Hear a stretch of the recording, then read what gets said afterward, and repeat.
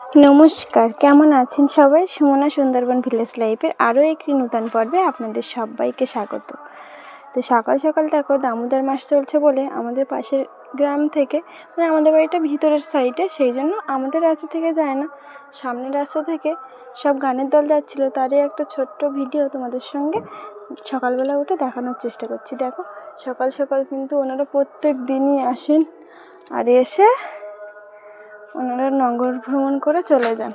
তো আজকেও সেটাই হচ্ছে, এখন ওনারা গ্রাম ঘুরছে। তো তারপরে আর সকালবেলার থেকে ভিডিও করিনি, এখন হয়ে গেছে সন্ধ্যা। আর সন্ধ্যাবেলায় আজকে প্রদীপ দেবো, যেহেতু আজকে কালী পুজো, সেই জন্য। তো চারিদিকে কিন্তু আমি বাতি জ্বালাতে শুরু করে দিয়েছি, দেখতেই পাচ্ছ। আর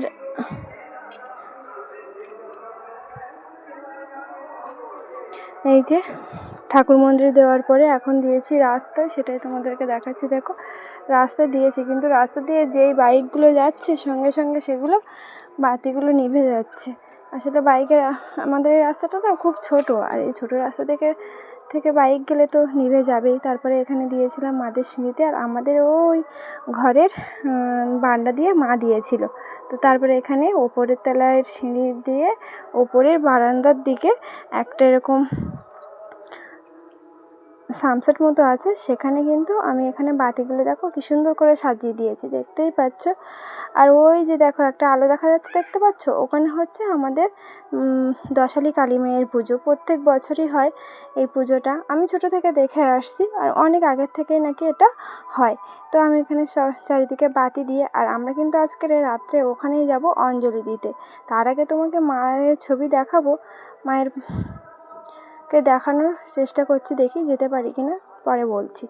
তো তারপরে এখান থেকে বাতি টাতি দেওয়ার পরে মামামের বাবা এসেছিলো বাড়িতে, তো বললো বাজি পোড়াবে। সেই জন্য মামাম কিন্তু কালকের ভিডিওতে বলেছি ও বাজি পোড়াতে একদমই ভয় পায়, বাজি ধরতেই চায় না। ওর বাবার কোলে উঠে দেখো দাঁড়িয়ে আছে, ওর বাবা এত করে বলছে ধরো ধরো, ও ধরছেই না।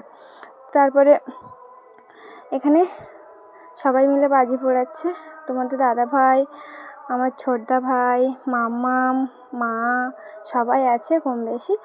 তো বাজি পোড়ানো হচ্ছে এখন। আর আমি কিন্তু সম্পূর্ণ ভিডিওটায় কপিরাইট আসবে বলে তোমাদেরকে মানে নর্মালি ভয়েস দিতে পারছি না আমি। তো দেখো এখানে তারপর আমি একটা বাজি পোড়াচ্ছিলাম, যেহেতু মামা ভয় করছে, ওর ভয়টা কাটানোর জন্য আমরা সবাই টুকটাক বাজি পোড়াচ্ছিলাম। এই দেখো এখানে তারপরে তোমাদের দাদাভাই এখানে এই দেখো প্যারাশুটটা তুলছিল, প্যারাশুটটা ধরানোর পরে খুলে দেখা হয়েছে এটা কিন্তু ছিদ্র ছিল, তারপরে আবার টেপ আটা মারা হয়েছে, মেরে তারপরে উড়ানো হচ্ছে এখন। শেষমেশ কিন্তু প্যারাশুটটা এবার আকাশে পাড়ি দিচ্ছে। দেখো তোমাদের দাদাভাই উপর দিয়েছে, সেই জন্য কিন্তু আস্তে আস্তে আমাদেরকে টাটা করে চলে যাচ্ছে, দেখতেই পাচ্ছ। তো অনেকক্ষণই জ্বলছিল, যেহেতু ছিদ্র ছিল ভেবেছিলাম উঠবেই নয়, তো টেবাটা যেটা মেরে যা এক করে তো উঠলো।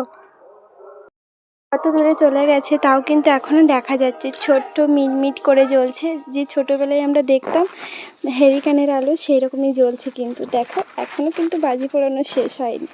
তো কালকে যেহেতু আরও বাজি আসবে আমাদের বাড়িতে, যেহেতু কালকে সর্দিরা আসবে, কালকে না আসবে ওরা বুধবারে, তো দেখা যাক কবে আসে। তো এখানে দেখো বাজি পোড়ানো চলছে, মামাম কিন্তু শেষমেশ বাজিটা ধরেছে, সবাই মিলে বলার পরে ও কিন্তু বাজিটা ধরেছে। এখন কিন্তু বাজি পোড়ানো চলছে। তো একটা ধরে আবার বলছে কি যে আমি তো আগে একটা ধরেছি, আবার কেন ধরবো, এরকমই বলছিল।